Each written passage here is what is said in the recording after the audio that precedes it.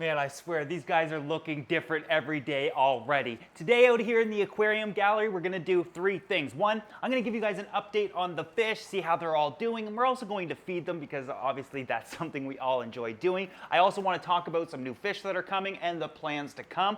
Let's start out with these guys, we gotta see them.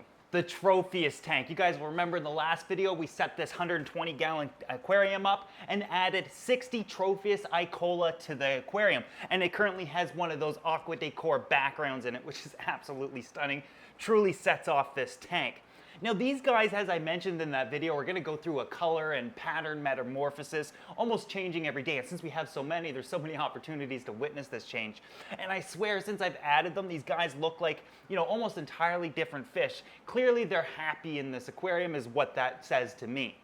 With that said, I'm really excited to get them to that point where they have that, you know, that jet black body and a large, sharp, yellow stripe directly down the center of their bodies, which takes up, you know, probably about 70% of it. These guys look like they come straight out of the ocean, and we all know that, you know, some of the best and most colorful fish do come from the ocean. I'll give you saltwater people that. But boy, do we ever have some gems in the freshwater hobby as well, and I gotta say, these guys are one of them. So currently these guys are just getting a small pelletized herbivoric pellet. And while they're not aggressive eaters just yet, they certainly are accepting the food. And that's one of the benefits to this fish, is that they're not really that much of a picky eater. And at times I question myself, why do these little guys have such a bad reputation? And it really doesn't come down to them. I think it truly comes down to the hobbyists not being able to provide them with you know, proper conditions in the aquarium. But in my opinion, man, these are some of the most rewarding fish to keep, especially when feeding them. They're not being, you know, entirely aggressive right now, but when the time comes and they put on some real size, these guys are a blast to feed. So this pellet as is might be a little too hard for them to, you know, take in all at once. So I do find that some of the larger ones can do that, and the rest, you know, the pellets kind of fall to the ground. It softens up, you know, saturates with water, and then they start eating it as such. But, you know, having a variety of sizes indicates to me that I have a variety of sexes as well, which is going to be very important shortly because we need to have a female-dominated aquarium. And the benefit with, you know, Tropheus a lot of the times is there's no real difference between the sexes in terms of like the males looking better or the females don't look as good. The females do stay slightly smaller and the males will be, you know, slightly more robust, which is kind of typical in cichlids, but they don't have a huge color difference. Unless the males are trying to court the females, they might be slightly more vibrant. The only way to, you know, properly sex these guys is to turn them upside down and vent their sexual organs, and I'll teach you guys how to do that here shortly. But what I do need to do is ensure that I only have maybe between 3 and 5 males in here, maybe less, and, you know, dominated by females, like 5 females to a male type of ratio, or maybe even more. We'll see how things go, but right now, I absolutely love this tank. I'm so excited that this was the first tank we set up. And you know, it's just a really fun tank to watch. These guys have such unique, you know, head shapes. The nape of their head kind of comes down, making them look almost alien-like. The only thing they're missing is names, so I think we're gonna have to name all 60. I'm kidding, we're not doing that. Let's move on to the 375. Every tank is my favorite tank moving forward. So if I say this is my favorite tank, it's my favorite tank because I'm standing with it. If I'm with the Tropheus tank, it's my favorite tank because I'm standing with it. The 2000 and so forth. I mean, come on guys, this is an amazing tank. I love the scape. The moss is growing in. It's looking really fluffy right now. I can't wait till it just creates an absolute jungle of moss in here. Only problem is these guys like me too much, or they like to eat too much, so they follow me constantly around the tank. Come on, over here. Maybe they like you guys more. But at the end of the day, these guys still need a lot of time to grow and color up. But right now, the males are looking like really good. They're starting to get deeper in coloration, and they're gonna get that deep red coloration in no time. The females, of course, will be a little less colorful, a little less drab, but nonetheless, they're still beautiful. And the thing with rainbows is you have to have females in the tank. You could do an all-male rainbowfish tank and everybody's gonna get along fine, but if you want the males to display to the females and get that ridiculously rich red, deep red coloration, you need the females in there. for them to display to. You know, guys, we need to show off for the girls a little bit.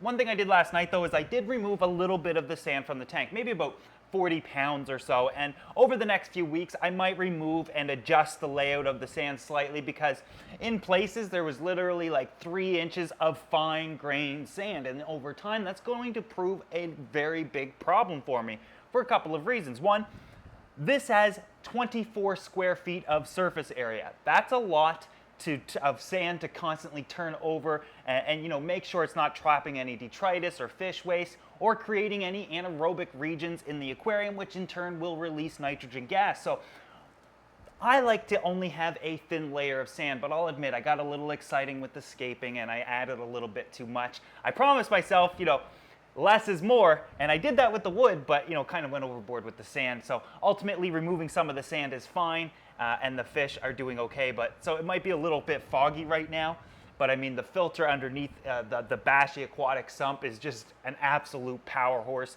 You know, I gotta say, I think it giggles at this tank thinking, is that all you got? So I feel like I've answered this question already, but one of the questions that I have gotten, and there's some concerns every once in a while, is, you know, why did I only get one species? Why only one color? Why not a variety? You know, like a rainbow of rainbow fish. And this answer is very simple. One, I prefer a species-only tank a lot of the times. I find them to be far more impressive for a couple of reasons. One, it looks more uniform and I feel like it has a better feng shui feel to it. Second is they act more natural with their own. If I had a bunch of different rainbow fish, one, I find it looks tacky. Two, they're not going to school and perform the exact same way as they are now. I'll get a different acting fish, which might be interesting to some, but it's simply not to me. So while I hope many of you guys enjoy this fish, there's tons of rainbow fish out there to enjoy and discover. And if your preference is to have a bunch of different types of rainbow fish, fill your boots. I think you'll enjoy those as well. Now we gotta feed these guys. Now, I've got a dirty little secret. These guys are always hungry, and one of the things that I do when I know they're really hungry is, and I don't know why I do it, but I put my hand in the tank, and they all come up and you know, kind of nibble at me a little bit, and I don't know, I just like that kind of interaction with my fish. You know, maybe I'm a weirdo for doing it, but they just, it's just a really weird feeling, and for little fish like this, I don't mind them associating my hands with food, but I will say that when my hands are in the tank and I'm trying to work on things, they swarm me, you know, attacking me, thinking that I'm gonna offer them food. So right now they just get like a basic all-purpose food. It's just a flake food, nothing incredible about it. Ultimately, it's just to bulk them up, put some size on them, with a little bit of color enhancers in them. Eventually, I will be switching to some frozen foods and whatnot. Not entirely, but every once in a while they'll get some frozen foods just to entice breeding activity and get the males flashing and, you know, performing for the females. But man, these guys have a lot more growing to do. They're gonna at least double in size. This is going to be an awesome tank to pay attention to. Now let's move on to my baby. The 2,000-gallon aquarium, technically 2,100 gallons, but 2,000 is easier to remember for everybody. This tank is doing incredibly well. All the plants are growing. You know, some of the Anubias has torn off, and I still haven't replaced it or fixed it or anything like that. But ultimately, the moss is doing well. The Anubias and ferns that are placed within the light are doing well. I do notice some underneath the wood are not performing as well as they could, but you know, they're not dying either, so that's a good sign. The arowana being in there now, she's doing really well. You know, so these videos are always filmed spur of the moment. I don't plan them out or rehearse them or anything like that. I just set the camera up and start rolling. I think that's the best time to do it, is like when you really want to film. With that said, the rays aren't out, and you know, when I film like this, it means that, you know, it's doesn't look like it usually does. However, the rays are hungry, so they're behind the wood right now, kind of searching and foraging. You know, sometimes a lot of uneaten food will blow back there and they'll go find it and they'll eat back there. But as soon as I feed them, they come out. Watch this. Now these guys are just going to get a little mixture of seafood here, a little bit of shrimp, some scallops, a little bit of tilapia, but watch the arowana. She should go after it right away. She's always been a good eater, never a problem. Look, one of the rays already know. So we've got 4 stingrays in here, all freshwater, of course, and there's 3 black diamonds and a pearl. The other pearl that I just recently got is doing really well as well, and she'll be added here soon.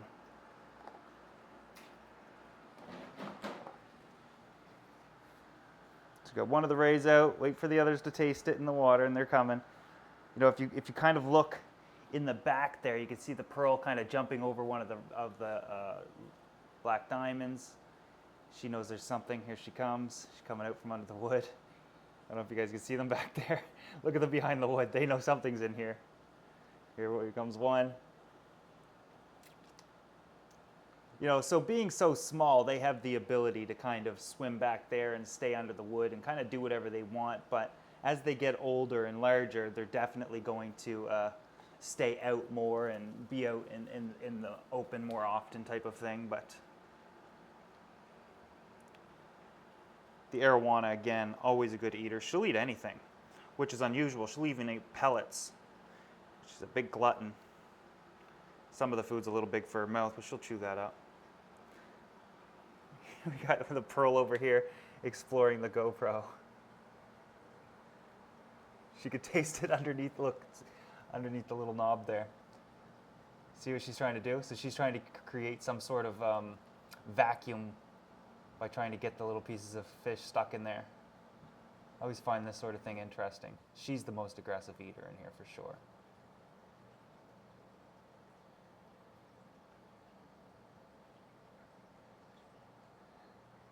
Come on, you can get it. There you go. See what I mean? Creates a little vacuum. A little opportunistic black diamond comes along and tries to steal her hard work. They'll come out of there. All the food over here still. You can see it on the ground here. So that's only 2 of the rays. There's more in there. Let's go check the other side. Oh, there's one coming up over the rock there. They know what's up. Come get it.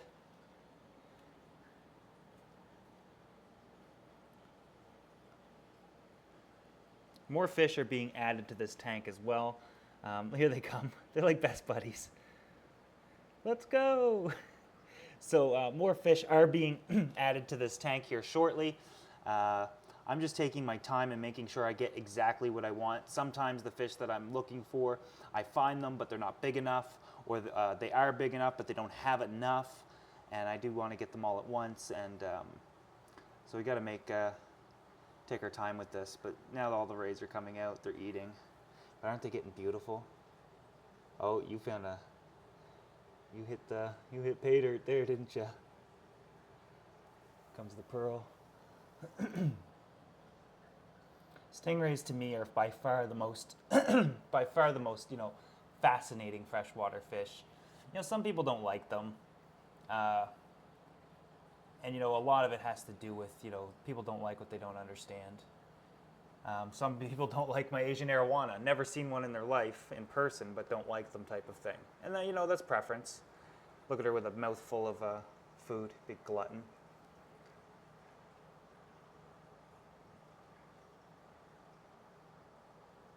I could stare at these guys for hours though. But we can't, we gotta move on. And then of course we got Frank over here. I know you guys love Frank. We'll quickly look at him. Frank doesn't have a light on his tank right now, and he's a little jealous of the others, but overall, he's still doing well, still being Frank. Lighting will be here either next week or early the following, and we'll go from there. Frank knows that there's food right above him. There's a container up there, and that's where it is. He already ate today though. And we got to put Frank on a diet, though. I mean, look at his gut. Frank, you're becoming disgusting. So Frank, for the most part, come here, buddy. Get in the camera. Camera view. Camera's out. This is what you want. It's your time to shine. So Frank is a flowerhorn. Flowerhorns are made up of a variety of Central American cichlids, or that's suspectingly what they are. We know that they're trimac in there, and some have said synspillum. Others have said all kinds of different fish. But bottom line is, he's made up of Central American cichlids. Below him is going to be a South American tank. Above him or his tank is going to be Central American, I believe.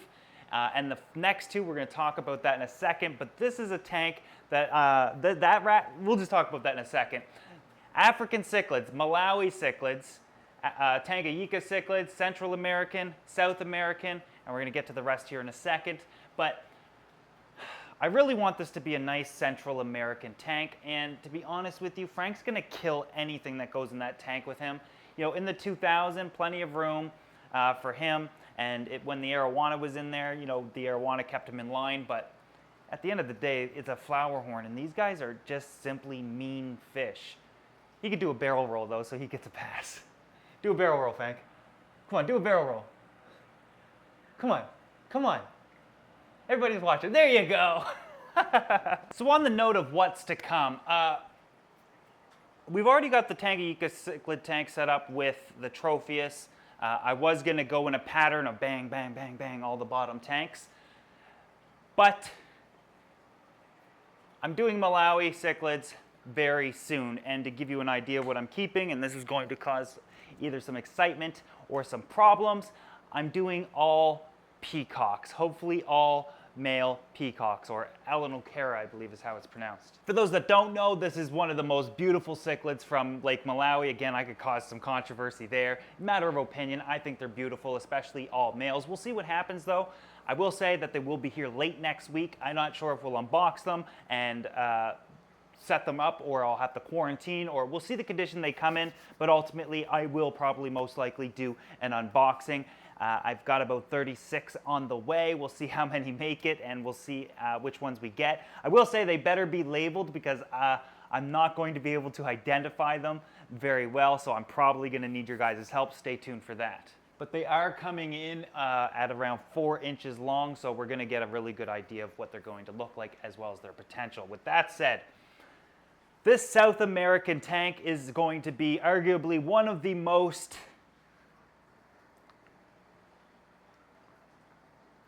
nostalgic tanks in this entire gallery. I'm going to go shopping for these fish at One Fish, Two Fish in Dartmouth here this weekend, most likely. And we'll see what happens there. But I'm excited for this tank as well. Again, every tank is going to be my favorite. So far, out of the 3 kind of that are almost done, the Rainbows, the 2000, and the Lake Tanganyika, which one is your favorite? But now it's getting really exciting because of the next racking system I need to set up. You see, this system here isn't set up at all. It has no water, it's not plumbed or anything like that. And I need to get moving. Why? I already have the fish in quarantine for this tank here, and the fish for this tank up here arrive next week as well, so I need to get a move on. So this Sunday, I hope to have this set up by then. I'll show you guys how I did that. I'll probably make like an interesting video on how I do it. But I'm going to be semi-planting these tanks as well, and given the fish that I'm adding to them, it's going to make it's going to make a lot of sense. But I gotta wait till I get the lights in order to have the plants in there, or you guys know what happens after that. So within about 2 weeks, both of these tanks should be up and running, as well as scaped and stocked. And I'm going to call this, I think, the Versus rack, because the fish down here and the fish up here butt heads in the aquatic community with hobbyists. And you know, I can't have one without having the other. I gotta show love to both. Both are going to be feature tanks, with individual species being the feature. However, they will have other fish within them as well, other smaller fish and, you know, community type style fish that are really going to set these tanks off. But with that said, none of these tanks, even that, you know, the Rainbows and the 2000, none of these tanks are finished. I can't just add all of the fish all at once. I need them to get established, and then we can continue to add in some bottom dwellers and some tetras and some of this and some of that, but it's not all at once, so you got to bear with me on this.